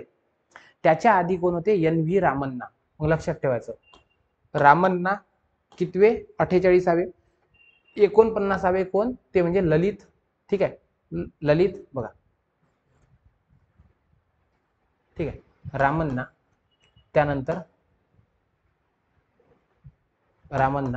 त्यानंतर ललित. ठीक आहे, त्यानंतर DY चंद्रचूड साहेब. ठीक आहे, आणि त्याच्यानंतर आता संजीव खन्ना. ठीक आहे, कळालं. पुढे रडलास. ठीक आहे, हे काही अलीकडचे बघायचे. आता बघा मुंबई उच्च न्यायालय. मुंबई उच्च न्यायालयाचे जे आहेत ना मुख्य न्यायमूर्ती, हे कोण बनले, आलोक आराधे. न्यायमूर्ती आलोक आराधे हे मुंबई उच्च न्यायालयाचे मुख्य न्यायाधीश बनले 48वे. बस एवढंच लक्षात ठेवा. कितवे आहेत, 48वे. आणि कोण आहेत, तर ते म्हणजे आलोक आराधे. आणि यांच्या पूर्वी कोण होते, देवेंद्र कुमार उपाध्याय सर. ठीक आहे, यांच्या पूर्वी कोण होतं, देवेंद्र कुमार उपाध्याय. आणि मग यांच्या जागी देवेंद्र कुमार उपाध्याय यांच्या जागी आता कोणाला, आलोक आराधे. ठीक आहे, लक्षात ठेवायचं. महाराष्ट्र कसा आहे, महाराष्ट्र आपला आराध्य आहे. महाराष्ट्र आपला आराध्य आहे, तर इथं कोण आहेत, आराधे. ठीक आहे, आणि तिथं कोण आहे, संजीव खन्ना साहेब. सॉरी, ओके, कळालं. बघा एकदा व्यवस्थित. इथं कोण दिसतं, संजीव खन्ना. आणि इथं महाराष्ट्र आराध्य आहे, सो आराधे साहेब. कितवे आहेत, 48वे. क्लिअर. यांनी कुठं कुठं काम केलंय माहिती का, मध्य प्रदेशात केलं, जम्मू काश्मीरमध्ये केलं, आणि कर्नाटक आणि तेलंगणामध्ये केलंय. विचारलं जाईल यांनी कुठं कुठं काम केलंय, कुठं कुठं सांगायचं, मध्य प्रदेश. ठीक आहे, त्याच्यानंतर जम्मू काश्मीर. ठीक आहे, त्याच्यानंतर कर्नाटक आणि तेलंगणा. ठीक आहे. ठीक आहे, कसं लक्षात ठेवायचं, मज कळते म्हणजे मध्य प्रदेश, जम्मू काश्मीर, कर्नाटक आणि तेलंगणा या 4 राज्यामध्ये. मोस्टली चान्सेस नसतात हे विचारायचे, पण कधी कधी विचारले जातात. आतापर्यंत असे प्रश्न विचारले की पूर्वी कुठं काम केलंय वगैरे. कळालं. ठीक आहे, आता काही बुक्स बघू. बघा, एक बुक आहे ज्याचं नाव आहे द वंडरफुल वर्ड्स. तुम्हाला माहित आहे आपल्या देशात सर्वात वंडरफुल इंग्लिश कोण जर बोलत असेल तर वंडरफुल बोलतात शशी थरूर. हे जेव्हा इंग्लिश बोलतात ना बाळांनो, ठीक आहे, तर लोकांना डिक्शनरी घेऊन बसावं लागतं, इतक्या जोरदार प्रकारची इंग्लिश बोलतात. म्हणून लक्षात ठेवायचं, शशी थरूर कशी इंग्लिश बोलतात, वंडरफुल. मग वंडरफुल शब्द दिसला, वंडरफुल वर्ड्स, तर शशी थरूरांचं नाव घ्यायचं. त्याच्यानंतर आहे आशा नावाचं बुक. ठीक आहे, आशा. आणि हे कोणाने लिहिलंय, आशाताईंनीच लिहिलंय, आशा भोसलेंनीच लिहिलंय. कळालं. त्यानंतर आहे brave heart of the Bharat. Brave heart of the Bharat. ठीक आहे, मग कसं लक्षात ठेवायचं बघा, काय आहे ब्रेव हार्ट्स. आता मला सांगा, ब्रेव हार्ट कोणाचे असतात, जे लोक विक्रमी असतात. जे लोक विक्रम करतात त्यांचा हार्ट कसं असतं, ब्रेव असतं. सो लक्षात ठेवायचं, विक्रम संपत. होतंय का पाठ. अशी पुस्तकं प्रत्येक लेक्चरमध्ये थोडे थोडे पुस्तकं पाठ करायचे आपण. कळालं. बघा, वंडरफुल वर्ड्स कोण बोलतात, शशी थरूर, कारण की त्यांची भाषाच तशी आहे. नंबर 2 आशा पुस्तक कोणाचं आहे, आशा भोसलेंचंच आहे. ठीक आहे. त्यानंतर ब्रेव हार्ट्स कोणाचे असतात, विक्रमी लोकांचे, सो विक्रम संपत. त्याच्यानंतर आहे सेलिब्रेटिंग सायलेन्स. ठीक आहे, तुम्हाला माहित आहे जे श्री श्री रविशंकरांना मानतात ते लोक कसे असतात, ते लोक सायलेन्स शोधायला जातात. ज्यांची जिंदगी व्हायलन्स झाली आहे ते लोक सायलेन्स शोधायला जातात. असं ट्रिक सांगतोय बरं, नाही तर परत मग तुम्ही तुमच्या धार्मिक भावना वगैरे नका दुखावू देऊ. मी फक्त तुम्हाला ट्रिक सांगतोय अभ्यासाच्या. कळाला. सो सायलेन्स शोधायचं असेल तुम्हाला, आत्मिक सायलेन्स, तर कोणाकडे जायचं, ते म्हणजे श्री श्री रविशंकरांकडे. आणि the diary of the home minister, तुम्हाला माहित आहे होम, याच्यावर प्रश्न विचारला जात नाही कारण की पॉलिटिकल बुक आहे ना, विचारला जात नाही. पण तुम्हाला माहित आहे आपल्याकडे अनिल देशमुख यांची जी राजकीय कारकीर्द आहे ती फार गाजलेली तुम्हाला दिसते. आणि अनिल देशमुखांची diary of the home minister झाले पाठ. ब्रेव हार्ट विक्रम संपत, त्याच्यानंतर वंडरफुल वर्ड कोणाचे, शशी थरूरांचे, आशाताईंचं. त्याच्यानंतर सायलेन्स शोधायला जायचं असेल, सेलिब्रेट करायचं असेल तर श्री श्री रविशंकरांकडे जायचं. ठीक आहे. आता बघा डोनाल्ड तात्यांची निवडणूक. ठीक आहे. आता बघतोय आपण निवडणूक. काय असतं माहिती आहे का, अमेरिकेत एक ठरलेलं आहे, अमेरिकेत 4 वर्षांनी निवडणूक होते, दर 4 वर्षांना. ठीक आहे. तर काय झालंय, निवडणूक झाली अमेरिकेची. मी पहिले सुरुवातीला तुम्हाला अमेरिकेची निवडणूक समजून सांगतोय. ठीक आहे. हे बघा, प्रेसिडेन्शियल इलेक्शन इंडियामध्ये आणि युएसए मध्ये काय फरक आहे यावर प्रश्न विचारला जाऊ शकते. सर्वात पहिले एक लक्षात ठेवा, भारतामध्ये 2 प्रमुख आहेत. एक आहे वास्तविक प्रमुख डी फॅक्टो, तो पंतप्रधान, आणि एक आहे नामधारी प्रमुख हेड ऑफ द स्टेट, कार्यकारी प्रमुख, संविधानिक प्रमुख. बघा लक्ष द्या, मी तुम्हाला काय काय मुद्दे सांगतोय. अमेरिकेमध्ये जर तुम्ही बघितलंय, अमेरिकेमध्ये कार्यकारी प्रमुख म्हणजे काय, ज्याच्या नावानं कामकाज चालत असतं, तो म्हणजे कार्यकारी.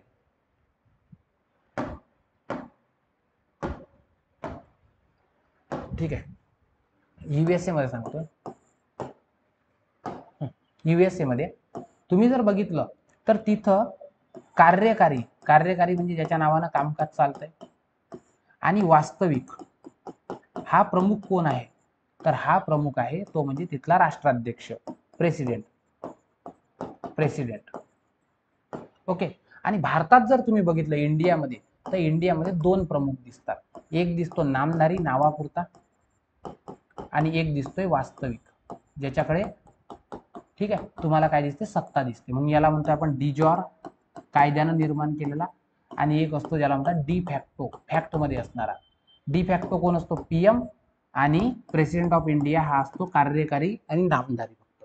पण अमेरिकेत जर तुम्ही बघितलं ना, तर दोन्ही एकच आहे. म्हणून असं म्हणतात, बाबासाहेब बी आर आंबेडकर, महामानव बाबासाहेब आंबेडकर काय म्हणतात, जर तुम्हाला अमेरिकेच्या राष्ट्राध्यक्षासोबत कोणाची तुलना करायची असेल तर कोणाची करा, पीएम सोबत करा, प्रेसिडेंट सोबत नाही. कारण की प्रेसिडेंटला जितके पॉवर आहेत अमेरिकेत, तितका पॉवरफुल आपल्या देशात कोण आहे, पीएम आहे. आलं लक्षात.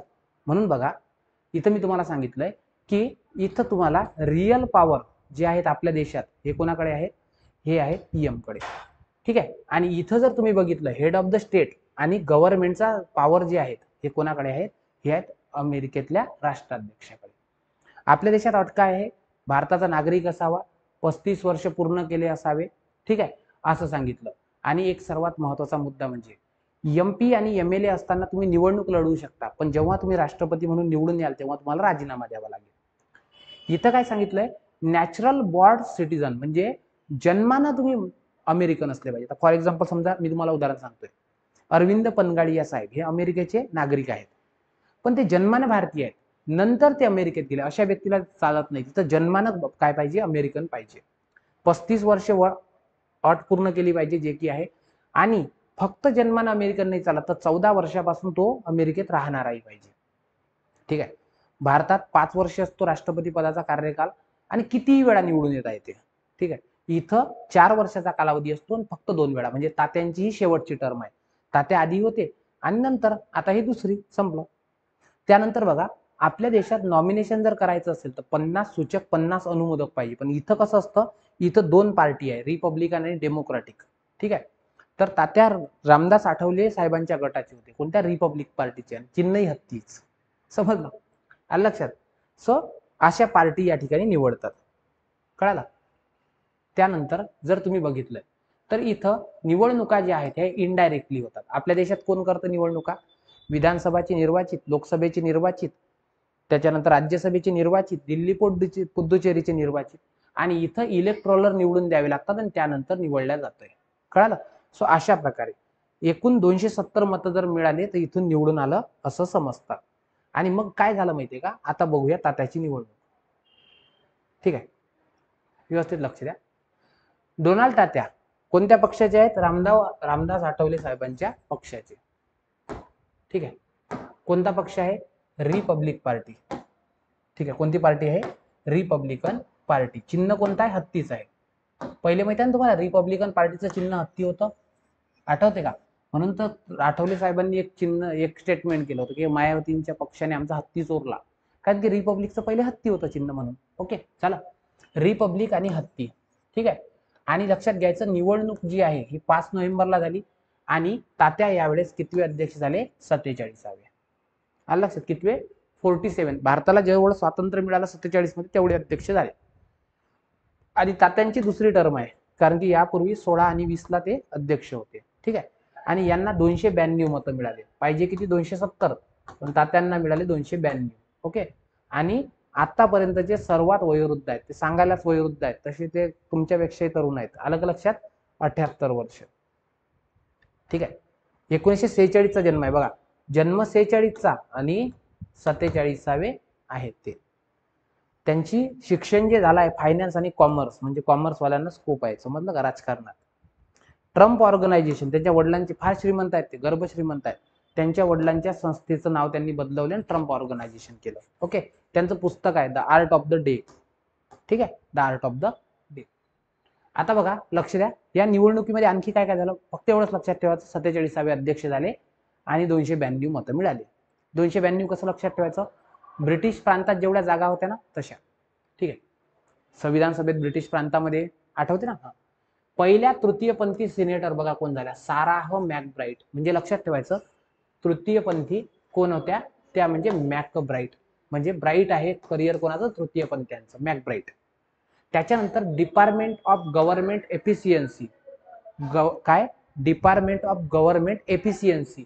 सो याचे कोण आहेत, ॲलन मस्क. तुम्हाला माहित आहे, ॲलन मस्कनी फार सपोर्ट केला त्यांना, आणि आता गव्हर्नमेंटची एफिशियन्सी ते वाढवतात आणि गव्हर्नमेंट त्यांची एफिशियन्सी वाढवणार आहे.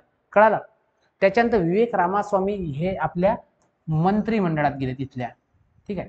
आणि एक लक्षात ठेवायचं, ज्या तुलसी गबार्ड आहे भारतीय वंशाच्या, त्यांना तिथली गुप्तचर विभागाच्या संचालकपदी निवड करण्यात आली. म्हणजे बघा, तुलसी ह्या आता काय करतील, तिथल्या गुप्तचर संघटनेच्या अध्यक्ष झाल्या. विवेक रामास्वामी मंत्रिमंडळात आहे, गुप्तचर संघटनेच्या त्या म्हणजे तुलसी गबार्ड. ओके, आलं लक्षात.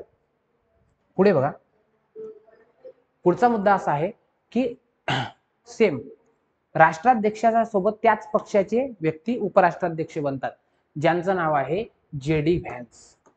JD व्हॅन्स साहेब आहेत. JD व्हॅन्स नाहीत बाबा, ते हे आपले जावई बापू आहेत, जिजू आहेत, ते दाजी आहेत ते आपले. का, त्याचं कारण समजून घ्या. यांच्या पत्नी ज्या आहेत त्या उषा चिलुकुरी, ठीक आहे, व्हॅन्स, या कुठल्या आहेत, आंध्र प्रदेशच्या. मग हे आपले कोण झाले, जावई बापू. आपल्या जावयांना लय स्कोप आला, ऋषी सुनक माहिती ना तुम्हाला. ठीक आहे, तसं म्हणून बघा, हे काय झाले, 50वे उपराष्ट्राध्यक्ष. तात्या 48वे ने 50वे. ओके. आणि कमला हॅरिस यांच्या विरोधात निवडणूक जिंकले. बरोबर आहे का, नाही, ते तिकडे जिंकले, कमला हॅरिसच्या विरोधात तर ते जिंकले होते. ओके, हे विधान चुकलं. आणि यांच्या पत्नी उषा चिलुकुरी ज्या आहेत ह्या आंध्र प्रदेशातील आहेत. कळालं, समजलं. चला पुढे जाऊया. पुढचा मुद्दा आहे तो म्हणजे भारताचे 15वे नियंत्रक आणि महालेखा परीक्षक, ते म्हणजे के संजय मूर्ती. संजय नावाला प्रचंड स्कोप आहे. ठीक आहे. संजय खन्ना म्हणजे संजीव खन्ना, सरन्यायाधीश. के संजय मूर्ती हे भारताचे कॅग झाले, कितवे, 15वे कॅग. कितवे, 15वे कॅग. ठीक आहे. आता लक्षात ठेवायचं, 15वे कॅग जर झाले, ठीक आहे, तर ऍक्च्युअल मध्ये यांचा जन्म आहे आंध्र प्रदेशचा, हे काही विचारलं जात नाही. दुसरं सर्वात महत्वाचं आहे म्हणजे IAS अधिकारी. आतापर्यंत एकही व्यक्ती IAS व्यक्ती हा कॅग बनला नाही. मग लक्षात ठेवायचे, हे पहिले IAS आहेत. ठीक आहे.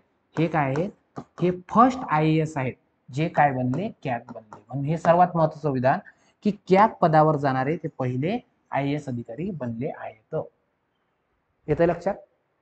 कॅग पदावर जाणारे पहिले IAS अधिकारी कोण आहेत, तर त्यांचं नाव आहे संजय मूर्ती.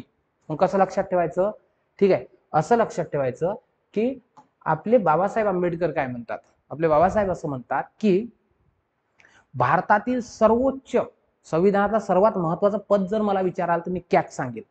ठीक आहे. आणि कॅग म्हणजे मूर्ती. संविधानातील सर्वात महत्वाची मूर्ती कोण आहे, कॅग, संजय मूर्ती. ठीक आहे. पण लक्षात ठेवायचं, बाबासाहेबांनी सर्वात प्रबळ आणि सर्वात महत्वाचा अधिकारी बनवलं तर यांना. पण काय झालं, संसदेला कायदा करण्याचा अधिकार दिला. कॅगला कोणते अधिकार असेल हे संसद ठरवेल, आणि संसदेने त्यांना अधिकारच दिले नाही. भारतात खर्च होणाऱ्या खर्चापैकी, म्हणजे होणाऱ्या एकूण खर्चापैकी फक्त 35 रुपयाचा ऑडिट ते करतात. 65 रुपयाचा ऑडिट आजही कोण करतात, प्रायव्हेट लोक करतात. म्हणून याला टूथलेस टायगर म्हणतात. समजलं. तुम्ही इतकं डोक्यात नका घेऊ. संविधानातील सर्वात महत्वाची मूर्ती संजय मूर्ती, पहिले IAS अधिकारी जे कॅग बनले. क्लिअर झालंय. चला पुढे जाऊ. 148 मध्ये यांची पदाची तरतूद आहे. ठीक आहे. निवडणुकीच्या संदर्भात बघितलं. बघा 538 इलेक्ट्रोलर असतात, त्याच्यापैकी 100 सिनेटमधून येतात. तुम्हाला माहिती सदस्य संख्या 100 सिनेटची आहे. डिस्ट्रिक्ट ऑफ कोलंबिया ज्याला डीसी म्हणतात, कोलंबिया डीसी ते, ठीक आहे. त्याच्यानंतर जे आहे त्यानंतर हाऊस ऑफ रिप्रेझेंटेटिव्हचे 435 असे यापैकी 538 इलेक्ट्रोलर असतात आणि यापैकी 292 हे तात्यांना मिळाले. आलं लक्षात? समजलं? राष्ट्रपती पदासाठी पात्रता सांगितली 35 वर्ष, जन्मजात नागरिक आणि 14 वर्ष काय असला पाहिजे तिथला निवास असला पाहिजे. आलं लक्षात? निवडणूक कधी होत असते तर नोव्हेंबर मधील पहिल्या सोमवार नंतरच्या मंगळवारी. असं का म्हणतात? समजा नोव्हेंबर महिन्याची जर मंगळवार सुरुवात मंगळवारी झाली तर तेव्हा निवडणूक होत नाही. नोव्हेंबर महिन्यात जो पहिला सोमवार येईल त्याच्यानंतरच्या मंगळवारी निवडणूक होत असते. ओके, आलं लक्षात? अशा प्रकारे इथं तरतूद केली आहे.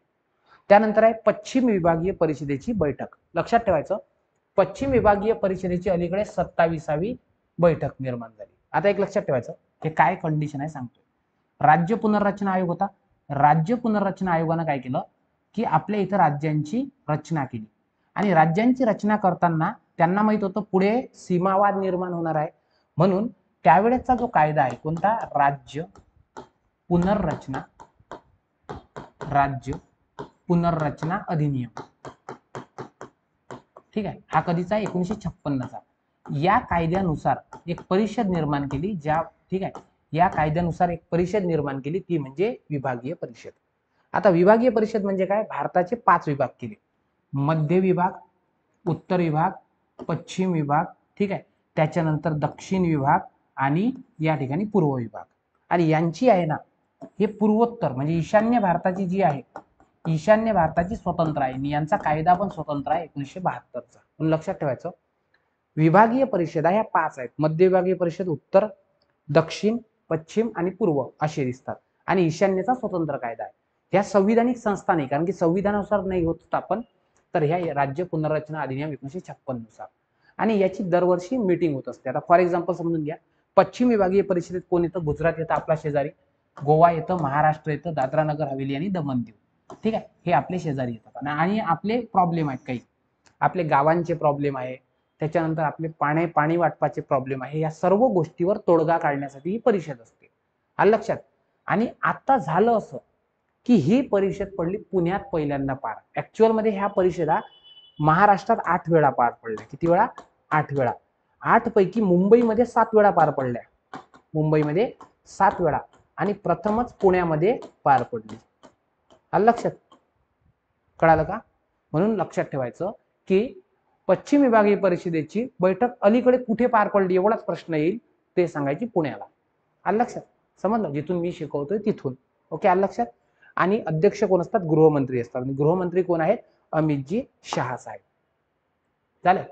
त्यानंतर आहे 26वे मुख्य, ठीक आहे, मुख्य निवडणूक आयुक्त, आणि ते कोण आहे? ज्ञानेश कुमार सर.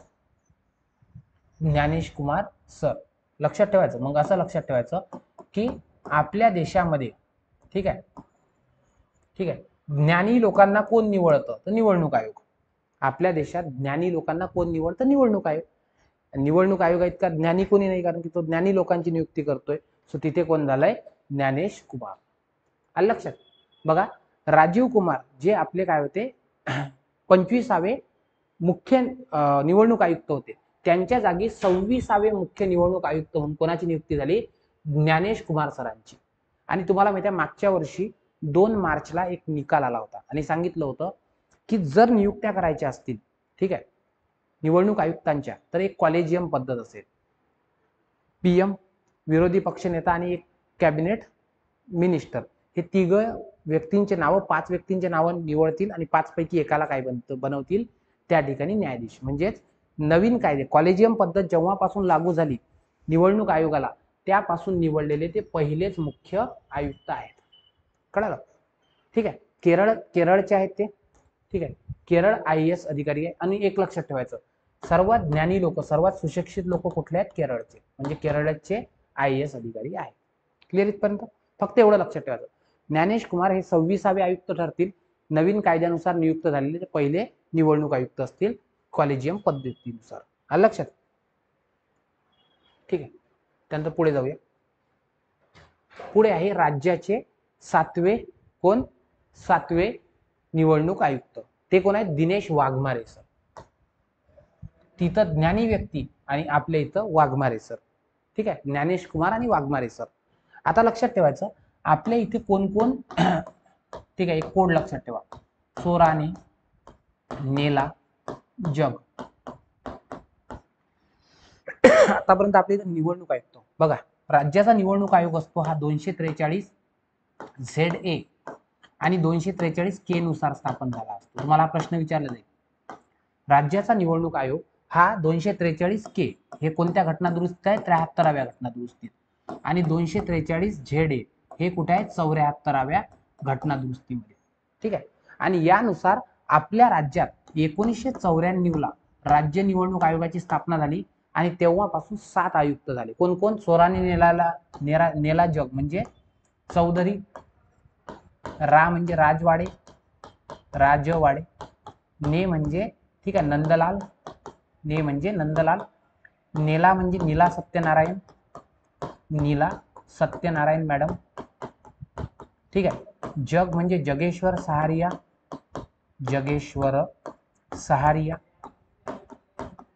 ठीक आहे, त्यानंतर होते मदान साहेब, UPS मदान. त्यानंतर मदान होते आणि आता कोण झाले? आता झाले वाघमारे साहेब. आलं लक्षात? सो अशा प्रकारे 7वे आहेत. 7वे कोण आहेत? वाघमारे. मग लक्षात ठेवायचं ज्ञानी व्यक्ती केंद्रात आणि वाघमारे व्यक्ती ठीक आहे राज्यात. तर यांनी UPS मदान यांची जागा घेतली. ठीक आहे, आणि हे मूळचे वर्धा जिल्ह्यातले आहेत. आणि 1994 बघा, ज्या वर्षी आयोगाची स्थापना झाली त्या वर्षी ते काय झाले होते? IAS अधिकारी झाले होते. कळलं? मुंबईची महानगरपालिका, पिंपरीची महानगरपालिका या पदावर त्यांनी काम केलं आहे. ते काही विचारलं जाणार नाही. फक्त दिनेश वाघमारे एवढं नाव लक्षात ठेवा, 94च्या बॅचचे IAS अधिकारी. ठीक आहे, आता इथे झाला हा भाग 2. ठीक आहे, 15 महिन्यातल्या घडामोडी आहेत, तर ऑबियस आहेत, याचे पार्ट्स बनतील. तर आता या भागामध्ये आपण फक्त काय बघतोय? इथपर्यंत बघतोय. ठीक आहे, पुढे आपण मणिपूर मधली आणीबाणी असेल. ठीक आहे, त्यानंतर समान नागरी कायदा असेल, कारण की डिटेलमध्ये सांगावं लागतं. त्यानंतर काही ऍप पोर्टल असतील, विजयापुरमचं नाव असेल आणि काही वन लाईनर असतील. हे पुढच्या लेक्चरमध्ये अर्धवट राजकीय म्हणजे उरलेलं राजकीय आणि आर्थिक घडामोडी कव्हर अप करू. तोपर्यंत thank you so much. Keep studying. जय हिंद.